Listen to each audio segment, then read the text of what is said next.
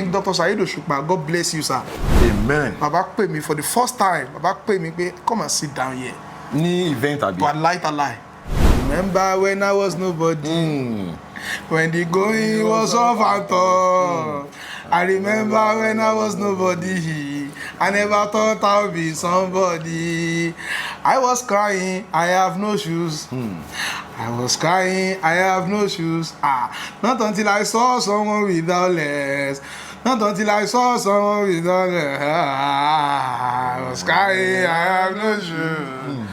King Dr. Saheed Osupa, nǹkan tẹ́ ṣe nínú ayé pọ̀ gan o. Èmi mọ yìnyín o. Ẹni tó bá ní làákàyè gbọ́dọ̀ acknowledge bàbá yẹn o.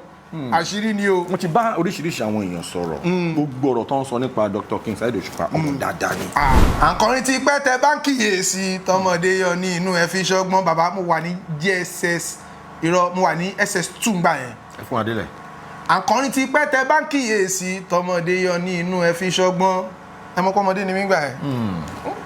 Táwọn àgbààgbà ń fi sọ̀rọ̀ ìṣítí.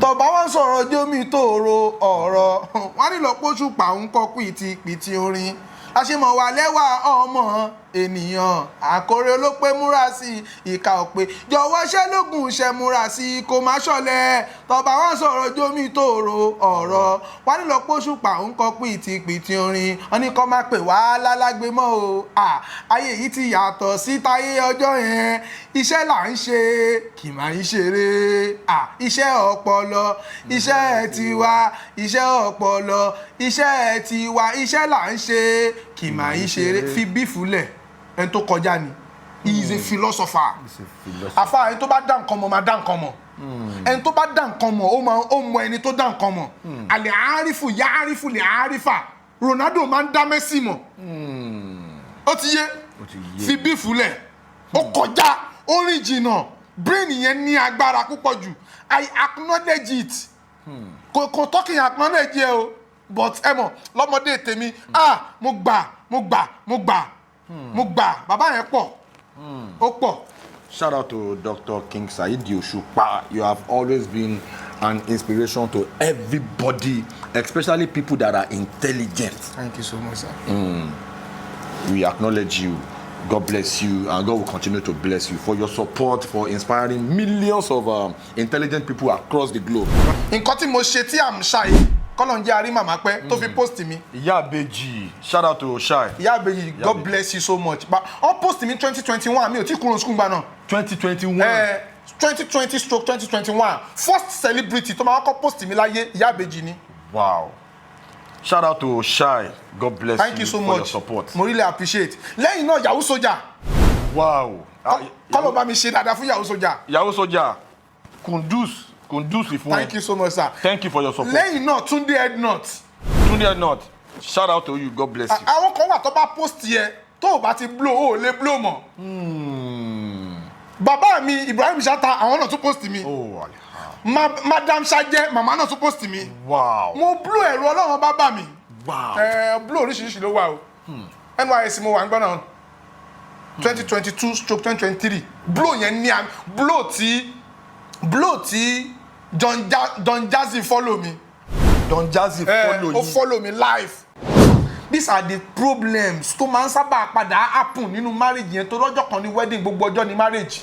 Kọ́kọ́ kó láàánú ìyàwó kíyàwó kó láàánú ọkọ nítorí pé bẹ́ẹ̀ ṣe bẹ̀rẹ̀ yẹn kọ́ lè ṣe máa bá lọ àwọn obstacles ó máa bẹ̀rẹ̀ sí ń já ìrìn àjò ló ń pè ní relationship tó bá ti wá wọnú ayé á wá di marriage mọ́ yín lọ́wọ́.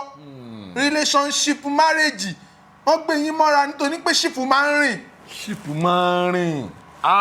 Ó deep. Relationship. Ẹ̀kọ́ to scholarship. Okay. Scholarship. Ẹni tó bá mọ̀ òwe ló máa ń fún. Bẹ́ẹ̀ni. Scholarship òun lọkọ̀ tó máa gbé táyà yìí máa fi nípò òun náà ní nǹkan tó fẹ́ ṣe nínú ayé. Okay. Relationship ọkọ̀ yẹn ló máa gbé yín wọ ìrìn àjò marriage. Okay, wá bìlì fún pé kí nǹkan kan má ṣọkọ̀ yẹn. Nǹkan máa ṣọkọ̀ yẹn torí ó go through journey. Ó go through journey kan. So gbogbo àwọn kíní yẹn òun làwọn bàbá yẹn àtàwọn màmá wa endurance. Oh my God. Wọ́n understand the phenomenon ayé ń pè ní kò sí bó ṣe fẹ́ jẹ́ ìrìn àjò yìí kò ń ṣe ń pò máa lọ láti Èkó sí Ìbàdàn Port Olúwa bẹ́ẹ̀ náà. Bẹ́ẹ̀ni. wọ́n kàn believe fún pé bó ṣe máa lọ nìyẹn. No, you got to understand the philosophy of life. ní pé ní àfà èèyàn máa ń nàánú ìyàwó ẹ̀ lójú ni. ẹlòmíì tún wá bàjẹ́ kò fẹ́ kí ìyàwó ẹ̀ ṣe mistake.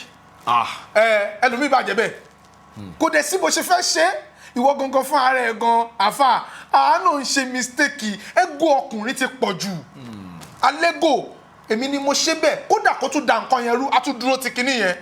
ọkùnrin wọ́n lòun ṣe dá wa ọ̀tọ̀ọ̀tọ̀ ibi tí mò ń lọ lórí ọ̀rọ̀ yìí bàbá àánú ó ṣe kókó gan òun ló máa ń fa kéèyàn rí ní sí gbogbo àwọn nǹkan kan tó wà lọ́wọ́ èèyàn gbé ní jẹ́ kí n ṣe kinní fún ìyàwó mi nítorí pé ìgbà tí ò tí ì di báyìí èmi náà ni mo sọ di bẹ́ẹ̀ ẹlòmíì wà ó fine nígbà tó kọ́kọ́ fẹ́ ìwọ ló wọ́ arábìnrin yìí baby give it to me wo nǹkan tó padà dà olóyún give it to me wá give it to me wo nǹkan tó dà lọ́jọ́ tó ní kò dẹ̀ sí nǹkan tó fà gbogbo jọ́kíjọ́ tó bá ti ń bímọ ó máa reduce nínú Kùránì bisimilayi rahman rahim wà á mọ̀ amiru nínú kìsì òfin kálíkì ọlọ́run bá ló gbé wa débẹ̀ ọlọ́run bá ní tí bá ti ní jẹ́kẹ̀mí yín gùn ń máa diminish ayé yín by the time you are growing older you will be diminishing gradually. physically. bó ṣe jẹ́ nìyẹn bàbá mi. àlàyé yìí ibi tó mọ rèé nítorí pé gbogbo ẹni tó bá ti ń sọ ọ̀rọ̀ àṣírí ẹ̀ ò kí ń bò fáyé. tó bá ti ń sọ̀rọ̀ àṣírí ẹ̀ ò kí ń bò. wàká ìntàrọ̀ mi sọ mítìn lẹ́ka mu'jibun aw lẹ́ka mu'jibin ziyadatuhu aw nakisuhu fi takalumi gbogbo ẹnikẹ́ni tó bá ti ń sọ̀rọ̀ lóòtú àfà àṣírí wọn ò kí ń bò fáyé àfà gbogbo nǹkan tó ń sọ yẹn làwọn kan mọ̀ ń pa ẹ̀. so by the time tó bá ti ń sọ̀rọ̀ wọ́n ti ká àlàyé yìí ẹ wo ibi tójú ẹ mọ̀dé nítorí pé èèyàn ò kí ń kẹ́kọ̀ọ́ tó ń kọ́ wá lóhùn ò kẹ́kọ̀ọ́ mọ́ èèyàn máa ń ka yunifásitì tán ni èèyàn kì í kẹ́kọ̀ọ́ tán. ka yunifásitì tán yẹn. yunifásitì ní level náà ó bá gba 400 level ó dẹ̀ bẹ̀rẹ̀ masters ó dẹ̀ gba phd lẹ́yìn náà ó dẹ̀ gba professor ó tán but ó gbọ́dọ̀ máa kàwé sí you read wàá kàtírà wàá kàwé wàá ṣe research wàá travel. bẹ́ẹ̀ ni knowledge. ọmọ ni knowledge travelling yàtọ̀ sí knowledge inú ìwé o fètètè ló máa ń pè. fètètè mo rí real life. ṣé english word ni. no yorùbá ni fètètè. ok gbogbo àṣírí ism tẹ́ ń lo yẹn ṣé ẹ̀yin lẹ́ ń coin ni. èmi ni mo coin ni ẹ̀ the theory of àṣíríism ṣe rí ọ̀rọ̀ yẹn ó la lórí philosophy. ok ẹ jẹ́ kí n demystify yẹ. nínú àwọn ọ̀rọ̀ tó gbé mi jáde nígbà náà òjò onírọ̀ kó má pọ̀ lọ́kadà. òjò máa pọ̀ lọ́kadà ṣáá ni. wọ́n dá ringington mọ́ fóònù ni kátàràtì problem ojú ni làkúrò ìgbé ni problem orúnkún akòkòrò ni problem eyín ẹ̀fọ́rí ìtúlu ìran orí ló máa ń ṣe ewu ò ní choice kò síbi tí ò ti lè jáde. olóòtú ò gbọ́ nǹkan tí mò ń sọ. ewu ò ní choice kò síbi tí ò ti lè jáde olówó àtẹlẹ́wọ̀n ìgbésí ayé kan náà lọ́jọ́ ń lò to some extent. bí ti báwo. wọ́n máa ń gbébọn tẹ̀lé olówó ni wọ́n máa ń gbébọn tẹ̀lé lẹ́wọ̀n ni. oh my god. géètì olówó fẹ̀ géètì ẹlẹ́wọ̀n náà fẹ̀. ọmọ tó bá fine òun ló máa fi ń polówó bọ́ǹfìtà. gbogbo àwọn kìíní yẹn àṣírí ni òun ni mo fi pè ní the theory of àṣíríism. according to philosophy. àṣírí life àṣírí ayé. ó yá òun la code la fi síbẹ̀ a ṣe kọ́ọ̀sì kan 300 level wọ́n máa ń pè ní sociolinguistics. okay. Socio means society while linguistics means language. So we are considering the society and the language to use. nǹkan tó bá fẹ́ gbọ́ ni kò sọ fún wọn. olóòtú wọ́n ti ń gbé kínní yìí wá. ẹgbẹ́ wa débẹ̀. èèyàn kì í sọ nǹkan tó máa ṣẹlẹ̀ fún Nigerians fún èèyàn máa ń sọ nǹkan tó bá fẹ́ gbọ́ fún wọn ni. Ànábì wa Muhammad sallallahu alaihi wasallam Ànábì ní sayati ala nasi sanawatun kada'atun yusaddaqu fiha al-kadhibu. sayati ala nasi sanawatun kada'atun yusaddaqu fiha al-kadhibu wa yusaddaqu fiha as-sadiqu wa yu'tamanu fiha al-ka'inu. kí ni ìtumọ̀ ẹ̀. ẹ jẹ́ kí n demystify yẹ. okay. Ànábì ní tó bá di àwọn àsìkò kan sayati ala nasi sanawatun kada'atun. Ànábì ní tó bá di àwọn sẹ́ńtúrì kan sẹ́ńtúrì ìtànjẹ ni. sẹ́ńtúrì ìtànjẹ. ìtànjẹism. ìtànjẹism. yusaddaqu fiha al-kadhib. Ànábì ní gbogbo olódodo ní ríbi dé sí gbogbo àwọn tó bá mọ ọ̀rọ̀ palama hail. gbogbo olódodo wọn ní ríbi dé sí gbogbo àwọn tí wọ́n jẹ́ 419 àgbákò ẹ̀dá òun la máa fi sórí ipò. Òun kan tó padà ṣẹlẹ̀ ń sìn àṣírí ni ẹ má kàstì ẹ àwọn tí wọ́n ń gbọ́n lé wọ́n ti mọ nǹkan tí mò ń sọ. Wow. Bó ṣe jẹ́ nìyẹn. Nǹkan tó ń ṣẹlẹ̀ ń sìn. Ànábì ti sọ. Wọ́n ti rí láti gbà yẹn. Ànábì ni wàyò tamanu fi al-qa'inu wàyò káwọnù fi al-amin wàyò píkù fi arúwé ibidọ kí ìlà wà mọ̀ rúwé ibidọ kọ́ọ̀lá arọ́jùlọ àtàfíù arọ́jùlọ alẹ́bí ìlà ṣe àfihàn sí yẹn píkù fi amírílẹ̀ àmọ́. Ànábì ni gbogbo ẹni tó bá ti sọ fún yín pé tó ń bá dé bẹ́ẹ̀ nǹkan ni wọ́n máa Ànábì lẹ́ẹ̀ máa padà sunkún lórí ẹ̀gbẹ̀yìn ni. Ànábì ló sọ bẹ́ẹ̀. Sallallahu alayhi wa sallam. Tí bá dé bẹ́ẹ̀ nǹkan ni wọ́n mọ́ tí bá ṣe kíní kankan ní ṣe báyìí mọ́ Alfamida òun ló máa fà tẹ́yìn máa fi dìbò nǹkan tẹ́yìn bá fẹ́ gbọ́ la máa sọ fún yín àní sọ nǹkan tó máa ṣẹlẹ̀ fún yín.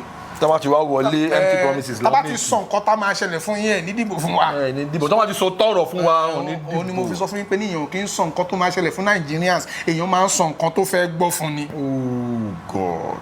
That is Nigeria for you. So philosophy kan o gbọ́dọ̀ understand díẹ̀ kò ń ṣe gbóbi ilẹ̀ máa ti ń sòótọ́. Nigeria ló wà. Báyìí o láàánú ìyàwó ẹ o láàánú àwọn ọmọ and let me tell you something tó o bá ti láàánú tẹ́ni ẹ̀ bá gùn o gbé. Ṣẹ́ni gbogbo ìrìn àjò ayé pátáláyé alẹ́ lọ máa ti ń dúró de ni. Ẹ ṣàlàyé ẹ̀ dáadáa fún wa.